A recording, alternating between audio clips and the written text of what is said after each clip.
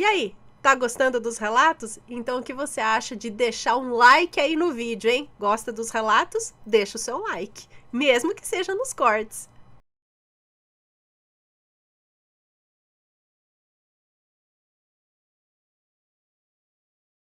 Ok, então vamos agora para o relato de hoje, que não é um relato muito longo, mas é aqui sobre dias de finados, tá? Dia 2, dia de finados. Vamos lá. Olá, Ana, tudo bem? Eu sou a fulana e vou contar um relato para você. Eu enviei anteriormente 3 relatos, ok? Aí eu mandei 3 relatos que o título é O Conto das Três Marias, é isso. Com medo de deixar muito longo, acabei resumindo. Então vim com o relato dela, que realmente me deixou mais surpresa, eu diria. Os nomes estão trocados. Ok, vamos começar. Conto das Três Marias. Então, bom, não sei. Vamos lá. Eu não lembro, gente. Alguns aí eu acabo não lembrando. Mas vamos ver do que se trata este relato aqui. Bom, a minha mãe tinha muitos irmãos, ao todo eram 7. E eu lembro de um deles que passou um tempo lá em casa em busca de emprego na capital e melhores condições de vida. Vou chamá-lo de tio Ed. O tio Ed era muito engraçado, divertido, inteligente também, uma pessoa batalhadora. Mas ele tinha 2 terríveis problemas em sua vida: a cachaça e o cigarro.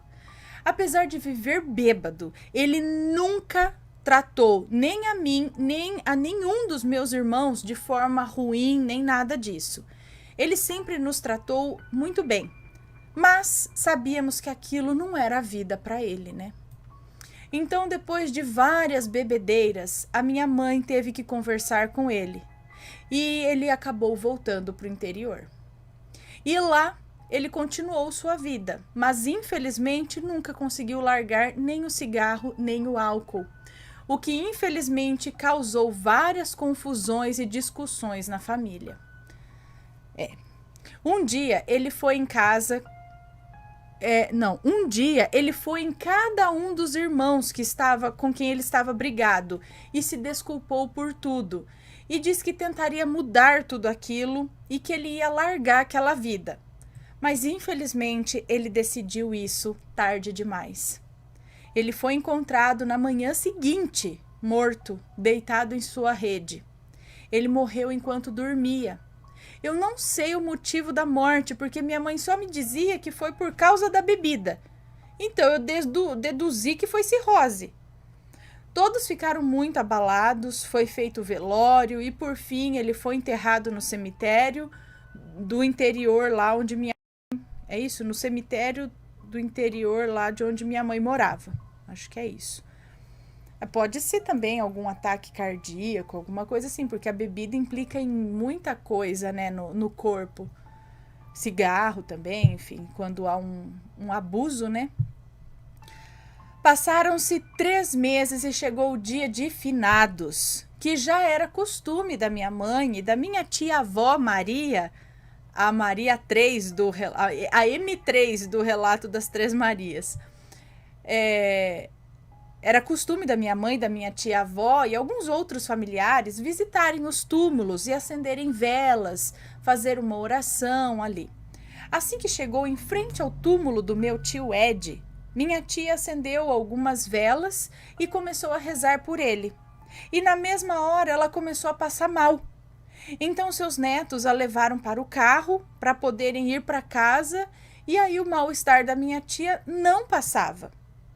Levou ela para o carro para levar para casa e não passava o mal-estar. Ok. Como já falei antes, no relato lá das Três Marias, a minha tia Maria, ela era espírita e uma médium poderosa. Muitas pessoas a procuravam para orações, para limpezas espirituais e ela desfazia trabalhos também, mas na época ela já não fazia isso, porque já era idosa. Ela já estava com 87 anos, então já não tinha aquela mesma energia de antes. Bom, quando chegou em casa, eles foram para a cozinha. Antes disso, eu tenho que descrever a cozinha da minha tia Maria. Ela não é uma cozinha grande, é uma cozinha simples, mas tinha mesa mas tinha uma mesa que se destacava por ser bem antiga e muito pesada.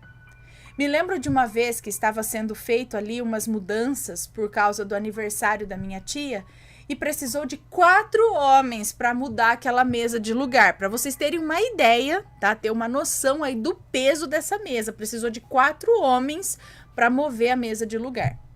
Bom, voltando ao relato, todos estavam ali na cozinha e a minha tia-avó começou a agir estranho. A forma que ela falava já não era mais a mesma. Ela normalmente andava meio corcundinha, sabe? E mancava de uma perna, mas dessa vez ela estava andando normal, com a coluna ereta. E parecia furiosa quando a minha mãe foi falar com ela. Ela falou com uma voz rouca, parecia mais uma voz de homem do que de uma senhora.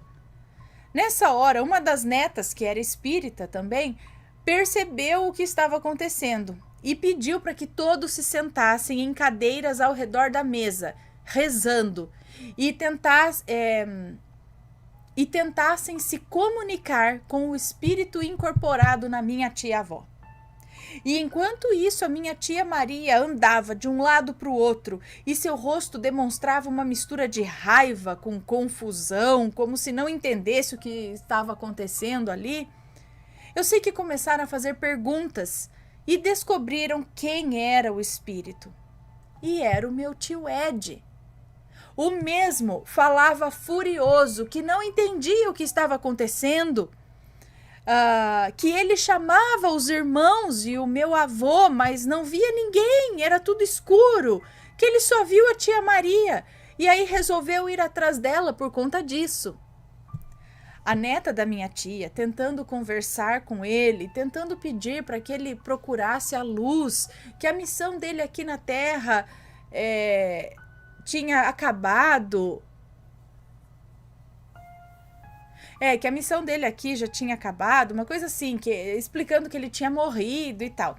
Na hora que ela falou em morte, o meu tio de raiva, dizendo um não tão alto que todos da sala ficaram espantados. E na hora do grito e da raiva dele, incorporado ali na minha tia, colocou as pontas dos dedos debaixo da mesa e com uma única mão ele levantou a mesa assim para cima e colocou no chão de novo.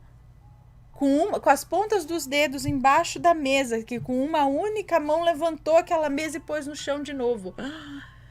Todo mundo, inclusive a minha mãe, não conseguia acreditar no que estava vendo. Ela não conseguia nem reagir. A única que conseguia ainda falar alguma coisa era a neta, que era espírita, da minha tia, a neta da minha tia. Olha, passaram-se horas, até que por fim a raiva do meu tio foi se tornando tristeza. Disse que ele só se lembrava de ter ido dormir e no outro dia ter acordado naquela escuridão, que ele estava se sentindo sozinho e todos na cozinha continuavam rezando por ele e então acenderam velas, até que ele finalmente saiu e a minha tia-avó desmaiou. Depois de uns minutos, ela acordou sem se lembrar de nada que tinha acontecido. Disse só ter visto o meu tio Ed se despedindo dela e aí ela acordou. Olha, eu sei que foi muito doloroso para toda a família saber sobre isso. E aí todos acenderam velas para ele toda noite. E todos acho que acendem velas para ele, ou acenderam naquela vez velas para ele toda noite de finados, para que ele seguisse a luz. Ou então acenderam velas a noite toda do dia de finados, alguma coisa assim, não entendi, para que ele seguisse essa luz, ou para que ele seguisse, continuasse o caminho dele e encontrasse a luz, porque ele dizia que só via escuridão. Minha tia-avó, depois de um tempo, não tocou mais no assunto. Quando era perguntada sobre onde ele poderia estar agora, ela só dizia que ele tinha achado o seu caminho. Minha mãe disse que nunca vai esquecer o que presenciou naquele dia e que aquilo lhe marcou muito. Bom, esse foi o meu relato. Creio que seja no mínimo interessante. se inscrevam no canal e deixem o seu joinha. Obrigada por ter lido e até um próximo relato meu. Bye! Um beijo para você, muito obrigada. Então, será que está aí a importância, talvez, ou uma das funções ou importâncias da vela no dia de finados, ou você acender uma vela, como, por exemplo, no Dia de los Muertos, não é que eles acendem também velas, eles falam que eles são guiados também pelo cheiro. Então, o aroma, o cheiro, os incensos, tudo é muito importante no caso deles, porque eles dizem que é por aí também que os mortos se guiam, né? Tem a luz das velas também e o aroma. Aí, então, falando da importância das velas, porque essas pessoas, ou algumas pessoas, muitas vezes não tem como a gente saber, porque não é todo mundo que vai, ainda bem, né? Só faltava, que vai e volta e fala, seguinte, eu não estou enxergando nada, que estou no escuro. Você fala, ele está no escuro, então eu vou acender uma vela. Então a gente não sabe, vai que a pessoa tá no escuro. Então por isso o lance de acender velas, seria isso? Acender velas para os que já se foram, para que eles tenham uma luz, um caminho de luz, para que eles encontrem a luz. Mas você acende a vela aqui, acende uma luz espiritual, porque assim, eles não vai vir pra vela, né? Eu já fico pensando, mirabolando. Não, mas eu sei que é esse simbolismo, esse lance da luz. Mas eu fico pensando se o negócio não é só simbolismo, se é físico, né? Porque eu já ouvi também alguns relatos falando do negócio que eles veem na vela, porque não é bom você acender vela para espíritos dentro de casa. Eu vou acender essa vela aqui para uma alma. E você acende dentro de casa. Diz que não é bom, porque então você pode atrair essa alma para a vela?